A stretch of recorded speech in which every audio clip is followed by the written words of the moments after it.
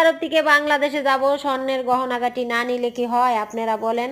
আত্মীয় স্বজন পরিবারের একটাই কথা, এত বছর ধরে বিদেশে থাকি, এত এত টাকা পয়সা কে খাবে, এত টাকার মালিক হয়ে গেছি, কত টাকা পয়সা নাকি আমার কাছে আছে, তাই ভাবলাম যাহ, দুনিয়ায় থাকতেই সবাইরে দিয়া যায়, কারণ মইরা গেলে বিলে কে খাবে। তার জন্য রাগ করে যত টাকা পয়সা ছিল সেগুলো দিয়ে স্বর্ণের গহনাগাটি কিনেছি, আর সৌদি আরব থেকে কিছু খবুস খবুস রুটি কিনেছি, ঠিক আছে? সবাইকে বিলানের জন্য, পরিবার আত্মীয় স্বজন তোমরা সবাই অপেক্ষা করো, আর আমার জন্য অনেক বেশি বেশি করে দোয়া করো।